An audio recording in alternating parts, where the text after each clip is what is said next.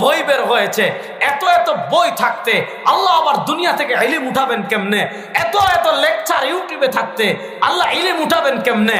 এত এত বড় বড় বিশাল বিশাল ওয়েবসাইট থাকতে আল্লাহ ইলম উঠাবেন কেমনে? এত এত হাজার হাজার কিতাবের পিডিএফ থাকতে মাকতাবাতুশ শামিলায় সার্চ দিলে 25,000 কিতাব মাকতাবাতুশ শামিলায় আছে। প্রশ্ন, আল্লাহ দুনিয়া থেকে ইলমে দ্বীন উঠাবেন কিভাবে? নবী বলেছেন ইন্না মিন আশরাতিস সাআ, কিয়ামতের অনেকগুলো আলামতের ভিতর একটা আলামত হলো আন তুরফাল ইলম, আল্লাহ রাব্বুল আলামিন দুনিয়া থেকে ইলমে দ্বীন উঠিয়ে নেবেন। আলেমরা ঘুমিয়েছেন, আর সকালে উঠে দেখবে এতদিন যা পড়েছি সব ভুলে গিয়েছি। না, আল্লাহ এইভাবে হেঁচকা টান দিয়ে ইলম উঠাবেন না। তাহলে আল্লাহ যদি হেঁচকা টান দিয়ে ইলম না উঠান, আল্লাহ কিভাবে উঠাবেন? ওয়া ইন্নামা ইয়ানতাজিউল ইলমা বিকবজিল উলামা, আল্লাহ আলেমদের উঠিয়ে নেওয়ার মাধ্যমে দুনিয়া থেকে ইলমে দ্বীন উঠিয়ে নেবেন।